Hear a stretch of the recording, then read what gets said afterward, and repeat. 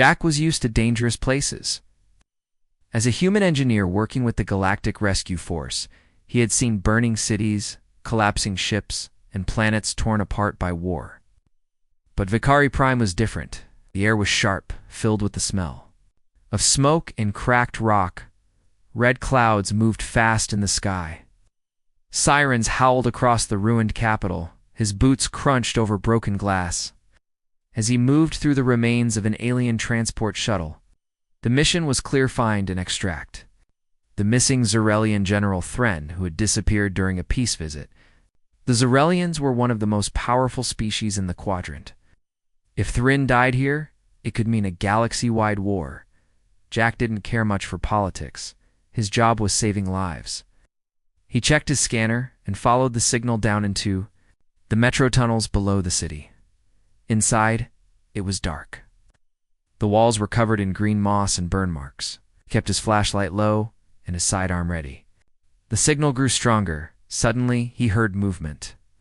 Jack raised his weapon but lowered it quickly. A tall figure limped from the shadows. The Xerelian General he was wounded. His armor cracked, and one of his forearms hung limp.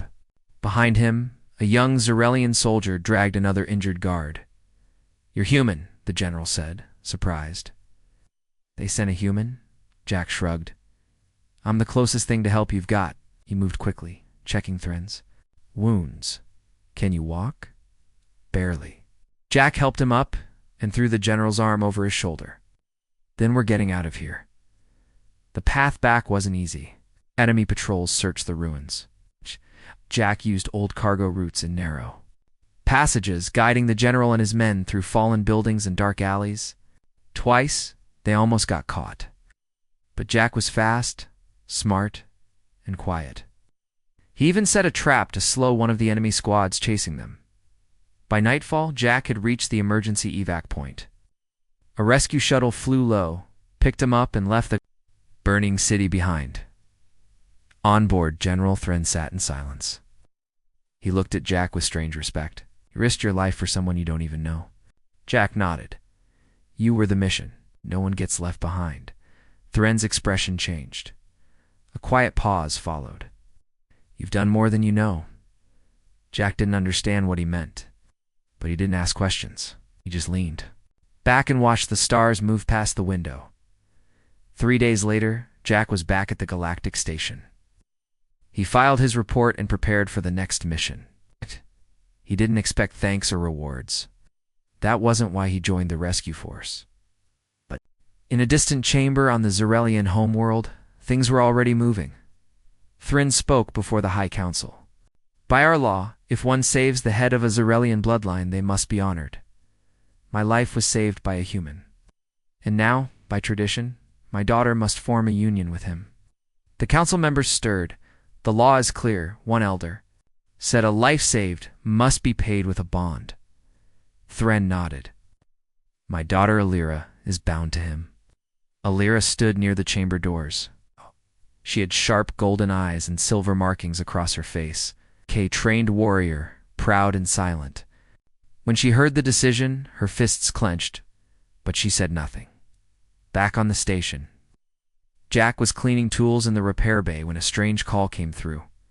"Jack Carter," the voice said. "You are summoned to the Xerelian court. It is a matter of honor." Jack blinked. Honor. "A transport will arrive shortly." He had no idea what was going on. When the Xerelian ship arrived, it was sleek and silver. Jack stepped inside and was greeted like a hero.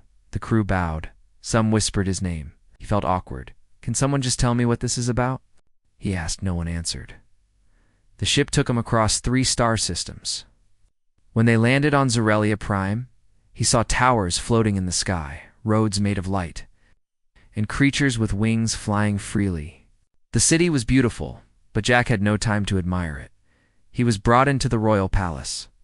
There, General Thren waited, standing tall, dressed in ceremonial armor, now fully healed.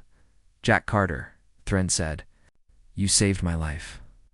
And by our law, you must now accept the bond." "Bond?" Jack asked, confused. A tall figure stepped forward. It was Alira, Thren's daughter. THRN spoke. "She is now yours by honor. Jack stared, shocked. What? Alira didn't look at him. Her face was calm, but her voice was cold. I don't agree with this either, human. Jack rubbed his forehead. Okay. Someone really needs to explain this. Jack stood frozen inside the grand Zerelian hall. Tall pillars surrounded him, glowing with soft blue light. Alien nobles in elegant robes whispered to each other as they watched the scene unfold. In front of him stood General Thren, proud and serious. Beside him stood Alira, silent and still, her sharp golden eyes refusing to meet Jack's. This has to be a mistake, Jack said, trying to stay calm. I didn't ask for any reward. I was just doing my job. Thren nodded slowly. I know, but our law is old and unbreakable. If someone saves a direct bloodline leader, a life debt must be paid through the union of families. That means a bond. Jack looked at Alira again. She was beautiful in an alien way, with silver markings that glowed softly under the palace lights. But it was clear she didn't want this either. Her arms were crossed, her jaw tight. And if I say no? Jack asked. Tu's voice dropped. It would be seen as an insult to the Empire. Many will believe you dishonored my family. Alira finally spoke. You won't be forced. But Zerelian law is watched by many. Walking away may bring trouble not just for you, but for your people. Jack frowned. So this is political? This is cultural? Thren answered in very public. Jack sighed. You could have at least sent a warning. Alira turned toward him, her voice firm. I did, but you didn't answer.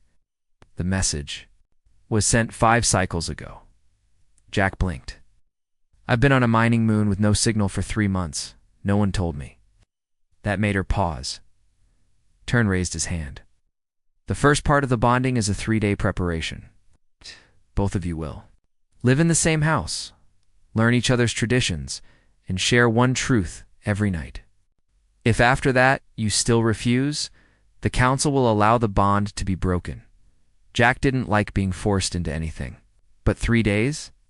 Maybe that was enough to figure things out. Fine, he said, folding his arms. 3 days. After that, I walk. Alira nodded. Good. I don't plan to bond with a stranger either. Their shared house was outside the palace walls, built from smooth stone and filled with light from crystal panels. The rooms were large and open. A soft scent filled the air, some kind of Zerelian flower that never stopped blooming. Jack walked through the place, looking around like a lost traveler. So, this is home now. Alira stood by the window, her arms still crossed. For 3 days, a silent moment passed between them. Jack dropped his bag by the couch. You don't want this either, huh? Alira glanced at him. I trained my whole life to protect my people, not to become a prize handed over because of old laws. He understood that. More than she knew, that night, they sat across from each other on floor cushions. A bowl of glowing fruit sat between them. We're supposed to share a truth, Jack said. Fine, Alira replied. You go first. Jack took a breath. I don't like being called a hero. People died on Vakari Prime.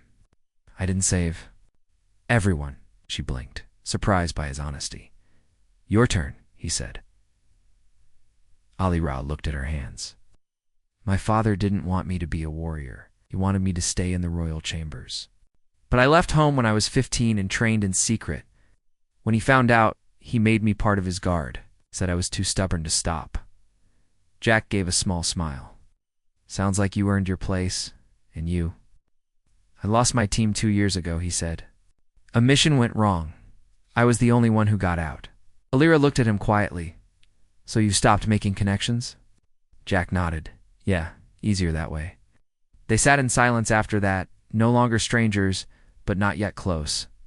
On Day 2, they trained together in the garden behind the house. Jack had never fought a Zerelian before. Alira was fast, graceful, and powerful. Jack used speed and clever tricks. Their match turned into laughter when both fell into a shallow pond. You're not bad for a human, she said, wiping water from her face. You're not bad for a 4-armed alien, he replied, by evening. The tension between them had softened. They shared another truth. This time, Alira spoke first. I like the stars, she said. Not because of duty or history. It's because they make me feel small. It's peaceful. Jack smiled. I like fixing broken things. Ships, machines, old radios. They remind me that nothing stays broken forever. Alira stared at him for a while. You're different than I expected. Same to you, Jack said quietly. On the third day, they visited the council chamber. Both were dressed in formal robes, side by side. The council elder spoke. By law, the bond may now be completed. But if either of you chooses freedom, the bond will be broken. Jack looked at Alira. She looked back. Her voice was steady. I want freedom. Jack gave a small nod. So do I. The council accepted their words. The bond was broken. They were free to leave. But as they walked out of the chamber, neither of them smiled. Jack spoke first. So, this is goodbye? Alira hesitated. Not yet. Still time before your ship leaves. Want to get a drink? He asked she. Gave a rare smile. Only if you promise not to call me your alien wife again? Jack chuckled. Deal. And together, they walked away free by law, but not by heart. Something was changing between them, and neither one could deny it. Jack sat across from Alira at a quiet cafe near the edge of the Zerelian Gardens. The sky above them was filled with 2 glowing moons, and tiny floating lights moved around the tall trees. He stirred his drink slowly, unsure what to say. Had broken the bond hours ago, but for some reason, they were still together. You're quiet, Alira said, sipping a dark blue liquid from a round glass. I'm just thinking, Jack replied. About leaving? Jack nodded. I came here, thinking it was all a mistake. I'm not sure what I feel. Alira leaned back. You're not the only one. They didn't talk for a moment. The silence wasn't cold anymore. It was just calm. When do you go back? She asked. 2 days, Jack said.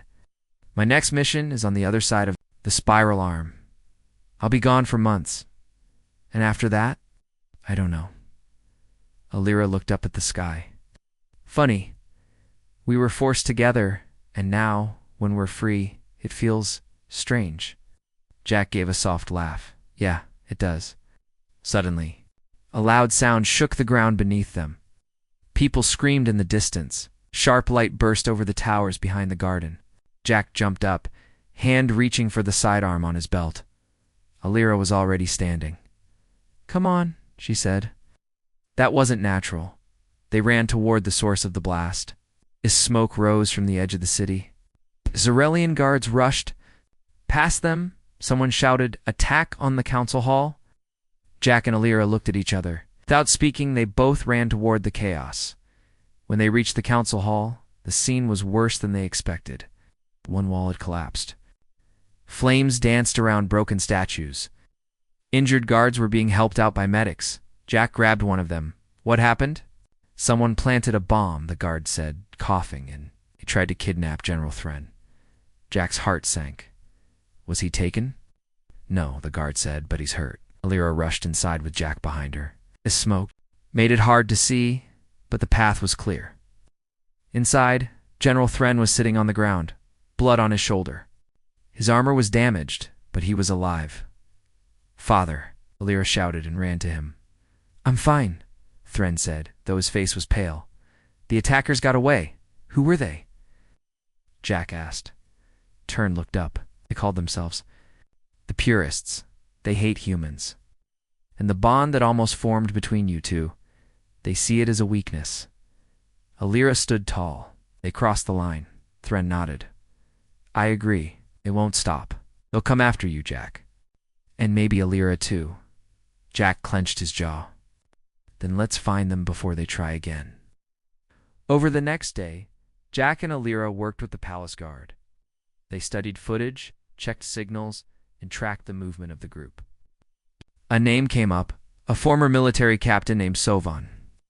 He had been part of Thren's army, but was removed years ago for extreme views. Now he was leading the Purists. Jack stared at the screen. This guy really hates humans. He hates change, Alira said. He wants the old ways. No outsiders, no bonds, no peace. So where is he hiding? They followed a signal from a stolen ship.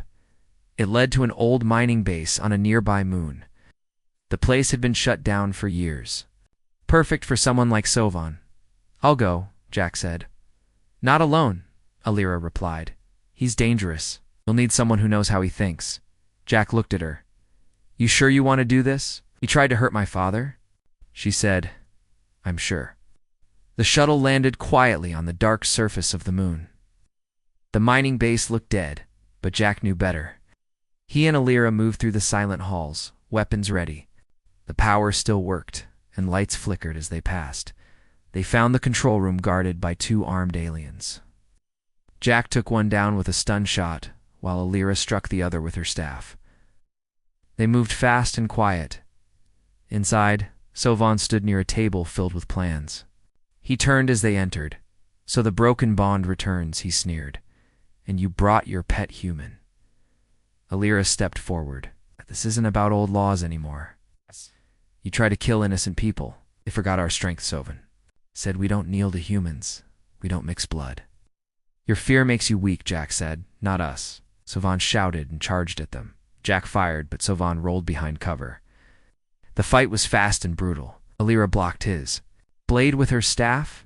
Jack moved around, flanking him, and shot again. Sovan fell with a cry. They stood over him, breathing hard. "This is the future," Alira said, "and you lost." Back on the Zarelian homeworld, Thren thanked them both. The council held a meeting and praised Jack and Alira for their bravery. After everything, they sat on a quiet balcony once more, looking at the stars. "You saved my people again," Alira said. "You saved me too," Jack replied. "And now?" Jack looked at her now. "I go, but maybe not forever." Alira smiled softly. "I'll be here."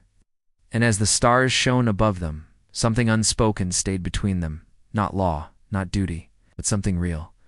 The days after the attack were tense. Jack and Alira stayed close, their bond growing stronger, though neither said it aloud. The Zarelian Council increased security, and rumors of more purist attacks spread like wildfire. The city hummed with nervous energy. One evening, Jack walked with Alira through the palace gardens. The glowing flowers cast soft light over their faces. The air was calm, but Jack felt a storm inside him. "Alira," he said quietly, "do you ever think about what life would be like if none of this happened?" She looked at him, her golden eyes reflecting the light. "I do. Sometimes I wonder if I would have chosen a different path." Jack smiled gently. "You mean, without the bond law?" "Yes," she said. "Without all this politics and danger?" Jack nodded. "I feel the same. But maybe some things happen for a reason." They stopped by a small fountain. Water trickled down smooth stones, making a peaceful sound. "Do you trust me?" Jack asked. Alira hesitated. "I want to, more than I expected." Jack reached out and took her hand. It was smaller than his, but warm. "We're not just stuck together anymore," he said. "We're choosing this." Her lips curved into a soft smile. "Then let's see where it takes us." The next day, the council summoned Jack and Alira. General Thren stood at the head of the room, his face grave. "We have a new threat," he said. "The purists are regrouping. They want to destroy the peace talks planned between the Zarelians and human representatives." Jack frowned. "So they want war?" "Yes," Alira said. "And they will do anything to stop us." The council elder spoke next. "We need both of you to lead a mission to stop the purists once and for all." Jack looked at Alira. "We're in this together." Alira nodded. "Let's finish this." They prepared quickly. Jack's engineering skills and Alira's combat training made them a strong team. The council provided a small ship, fast and well-armed. They studied maps and intelligence reports, planning their strike on the purists' main base deep inside an asteroid field. "This won't be easy," Jack said. "Nothing worth doing ever is," Alira replied. The ship slipped through space, stars streaking past the windows. The asteroid field was dark and dangerous, full of rocks that could smash their ship to pieces. Jack piloted carefully, weaving through narrow gaps. Alira scanned for enemy ships ready to fight. "We're close," she said. "I can feel it." Suddenly alarms blared. Enemy fighters appeared, firing plasma blasts. Jack grabbed the controls, dodging and spinning the ship. Lyra fired back with the ship's weapons, taking down one fighter after another. "We're holding them off," Jack said. "But more are coming," Lyra warned. Jack pushed the engines harder. "Hang on." After a tense battle, they broke through the fighters and reached the asteroid base. It was huge, carved inside a giant rock, with turrets and shields. "Time to get inside," Lyra said. Using stealth and their knowledge of the base layout, they slipped inside. The corridors were cold and empty, but danger lurked around every corner. They found the purest leader, Sovan second in command, preparing weapons for a new attack. "You won't stop us," the alien snarled. Jack and Lyra fought side by side, using their skills and teamwork to defeat him. The base started to collapse as they set explosives to destroy the weapons, running through shaking tunnels. They barely escaped before the asteroid exploded in a brilliant flash. Back on Xerillia, their success brought hope. Peace talks started, with humans and Xerilians working together to build a better future. One evening, Jack and Lyra stood on a balcony overlooking the city lights. "I never imagined this," Jack said. "That saving one life would lead me here." Lyra smiled. Sometimes, the hardest bonds become the strongest. Jack looked at her, feeling warmth in his chest. "Lyra, I don't want to lose you again." She took his hand, squeezing gently. "You won't." The stars shone above. They faced the future together, no longer bound by law, but by choice and trust. Jack sat alone in the quiet room of the palace, the soft hum of the city below barely reaching his ears. The peace talks were underway, but his mind was far away. Tangled in thoughts about Lyra and what the future held for them, the door slid. Open quietly, Lyra stepped inside, her silver markings shining softly under the warm light. She closed the door behind her and walked over to sit beside him. "You've been quiet," she said softly. Jack smiled faintly. "There's a lot, too. Think about this piece. It's fragile. I don't want us to be caught in the crossfire." Lyra nodded. "I feel the same, but we have to believe it can work." Jack looked into her eyes. "Do you ever wonder what it would be like if the bond law had never existed?" "Sometimes," she admitted. "But maybe it was the law that brought us together. And now, we make our own choice." They sat together in silence for a moment. The next day, the council called a special meeting. Thryn stood before them, his voice steady. "The purists are not finished," he warned. "They have agents inside our cities trying to disrupt the peace." Jack and Lyra exchanged a glance. "The fight was not over. We need a plan," Jack said, "to find and stop these agents." The council agreed to give them resources and support. Jack and Lyra worked closely, using their combined skills to uncover the purists' network. They traveled from city to city, gathering information and preventing attacks. The bond between them grew stronger, built on trust and respect. One night, while resting in a quiet town, Lyra spoke quietly. "Jack, do you think we can truly change the way our worlds see each other?" Jack looked at her, thoughtful. "Change is slow, but every step counts, and together we're stronger." Lyra smiled, reaching out to hold his hand. As their mission continued, Jack received news from Earth. His family missed him, and they worried about his safety. He wrote letters, telling them about his work and the woman who had changed his life. Lyra read the letters, curious about Jack's world. She wanted to understand more about the human he had come to care for. After months of work, the peace talks showed signs of success. Trade routes opened, and cultural exchanges began. But the purists still lurked in the shadows, planning their next move. One evening, Lyra and Jack stood on the palace balcony, watching the twin moons rise. "Whatever happens," Jack said, "I'm glad I met you." Lyra smiled softly. "Me, too, Jack." They stood together, ready to face the future, no longer strangers forced by law, but partners by choice. The final days on Xerillia were filled with hope and tension. The peace talks had brought new allies and opened paths for friendship between humans and Xerillians. But Jack and Lyra knew the purists' threat still lingered. Hidden in shadows, one morning, the council gathered for a decisive meeting. General Thryn stood firm, his gaze steady. "Today, we choose peace or war, he declared, and we must stand united. Jack sat beside Alira, their hands brushing gently. Both felt the weight of the moment. The elder counselor spoke next.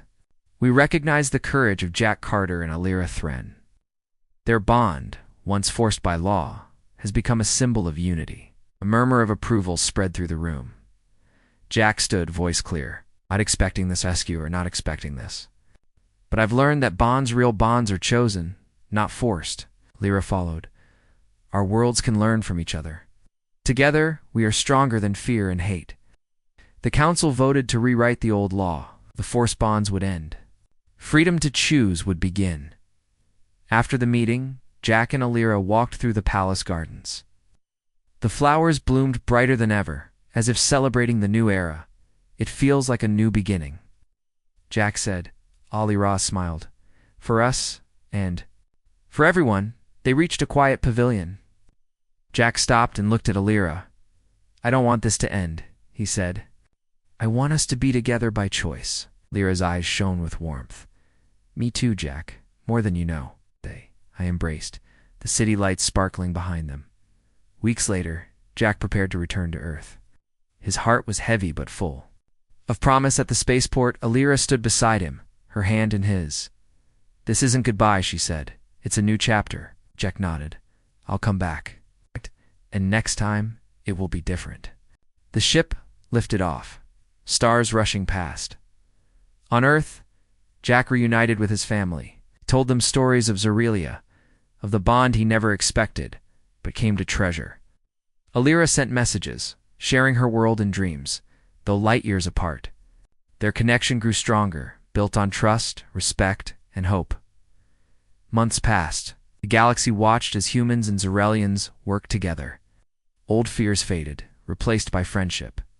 And somewhere in a quiet corner of the universe, Jack and Alira waited for the day when their worlds would meet again, by law but by love.